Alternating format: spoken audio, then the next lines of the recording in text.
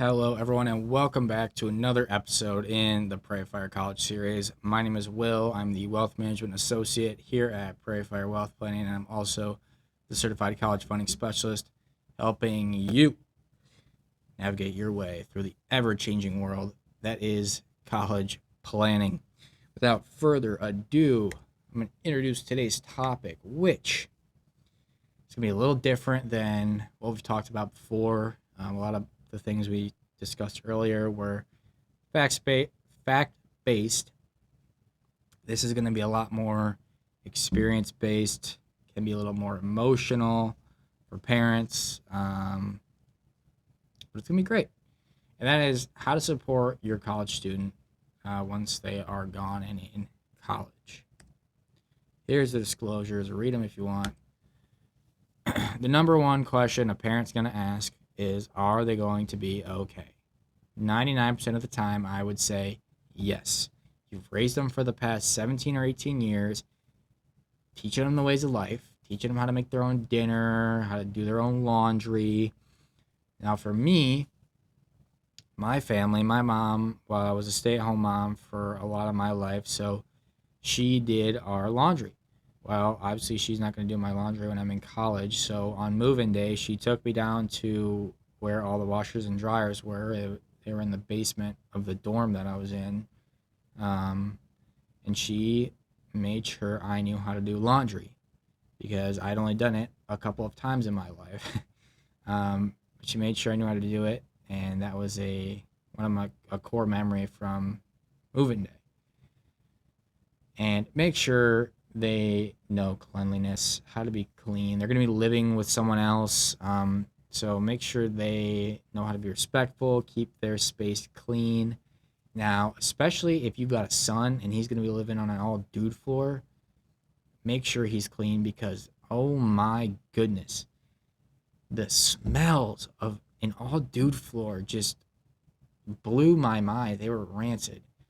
So make sure your student is clean and they know how to keep their stuff clean. Very, very important. And as they progress through college, not just freshman year, but sophomore, junior, senior year, they're most likely going to be in an apartment or a house off of campus. So it's going to be more like being a real adult. They're going to figure out their own ways to do things, their own routines. And yeah, they're going to blossom into adulthood. And if they're having trouble when they move in, there's going to be plenty of support staff. They're going to have an RA on their floor, and then obviously they'll have plenty of other students and their friends around them to help them as well. Communication is key. Understand boundaries here. Your student does not want a text from you saying, did you do this assignment? Did you do that assignment? Did you go to class today? Are you ready for this test? They don't want it. All right. I promise you, they don't want it. They're already stressed out enough trying to figure out where their next class is, what time it's at, what building it's in. So they don't need the nagging from you. Maybe just send them a text in the morning saying, hey, thinking about you. Hope you have a great day. Love you. Perfect. Or at nighttime, hey, hope you had a great day, or hope you had a great week. Great. Also, schedule a time to call or FaceTime. Don't just try and call or FaceTime them randomly because their schedule changes every single day. They could have 4 classes back to back one day, and then maybe one class or just a night class or whatever the next day. Right? So schedule a time that works for both of you, so you're not just dropping in on them unannounced when they're either in class or trying to study or with their friends or whatever.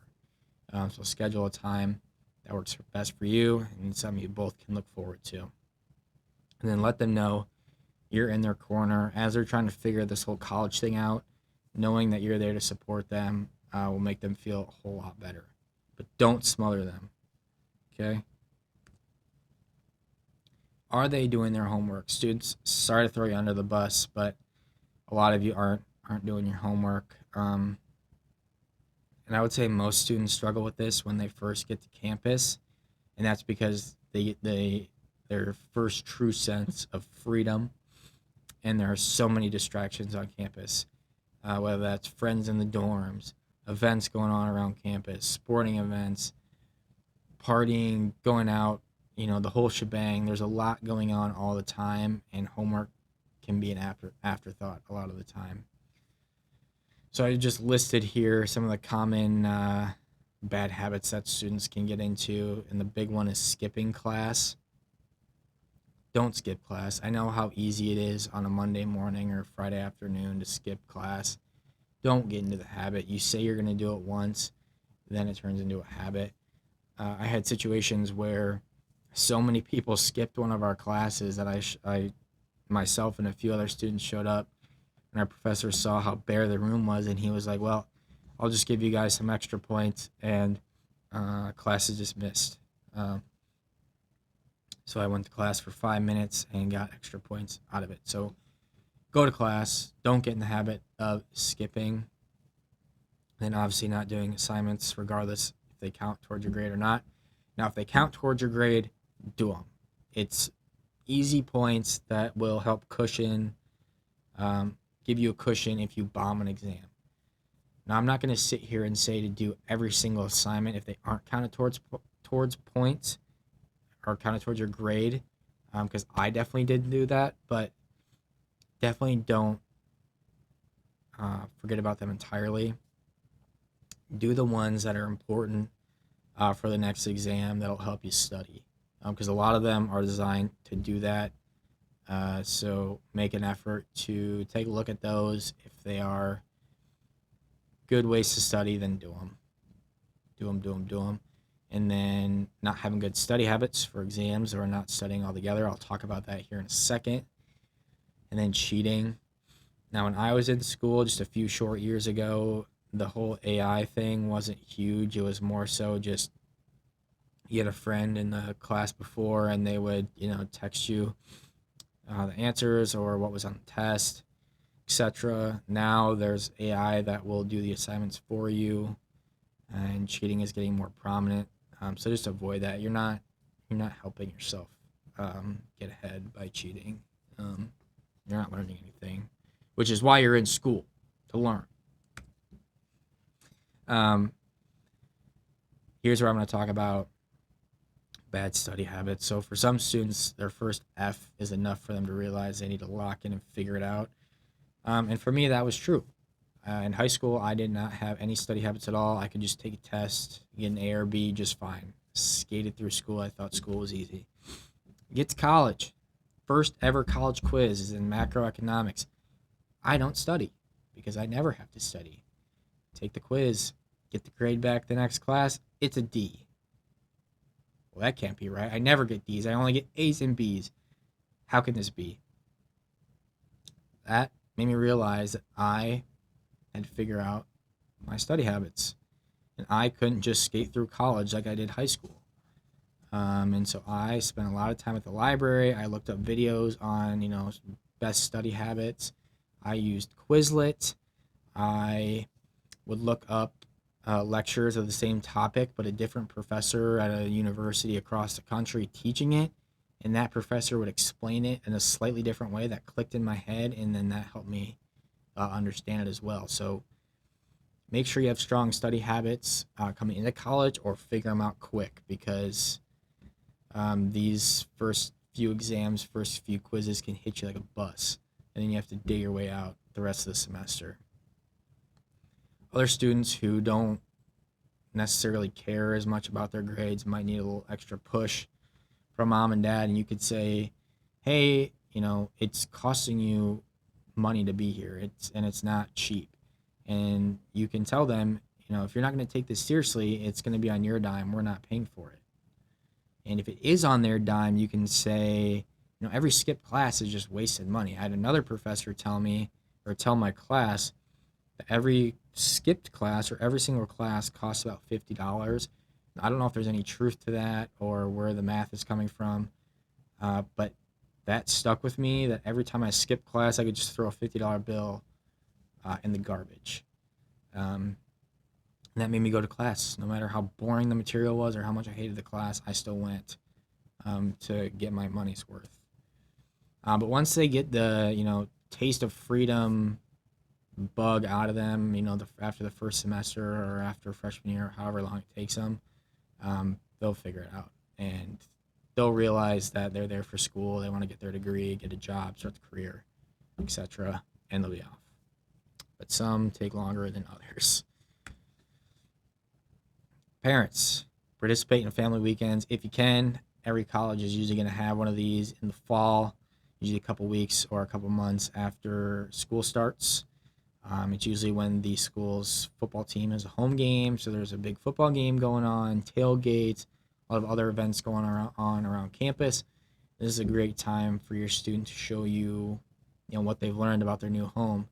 Maybe their favorite store, favorite restaurant, favorite class. I remember when my parents came for family weekend, I showed them where I sat in that macroeconomics class. That was in a big auditorium. So I showed them my exact seat. I don't know why that's a core college memory is also, but it is.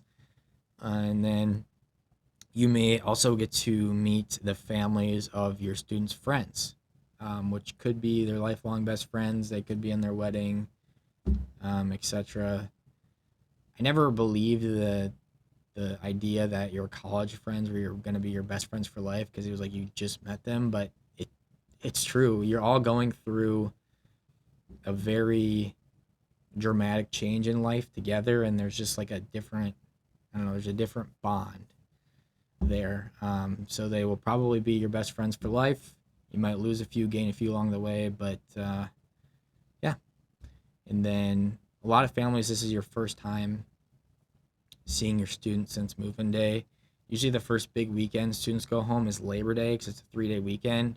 But if for whatever reason your student didn't make it home, then this is the next big opportunity. So take advantage of it. Be a mentor, not a director. Don't micromanage your life, like I said before. You don't want to smother them.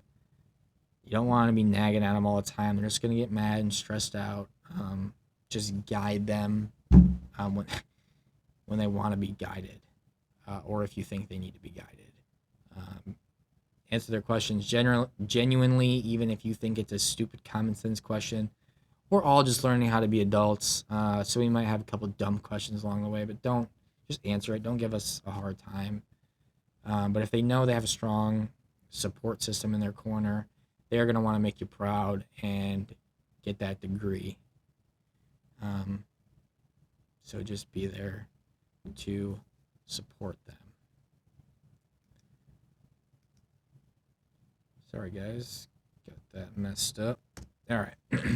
And that's it. That is it. That is how to support your student. They're going to be okay. They might take a little bit longer to figure out their study habits. They might take a little longer to figure out they need to do their homework. They can't skip class, etc. But most kids figure it out. They'll be okay.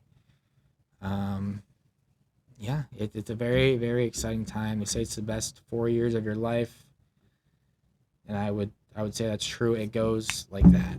It really does. I can't believe I'm sitting here teaching about this stuff, because I feel like I was just in college. But enough of that. Here's Matt and I. If you have questions, feel free to contact us. And how you contact us is right here. Phone number, email, website, office. If you want to reach out to me directly, just change info at PFW Planning to Will at PFW Planning. It'll go to me directly. Happy to help where I can. But that's going to do it for me in the studio. Thanks for watching PFC, and we will catch y'all next time. Thanks, everyone.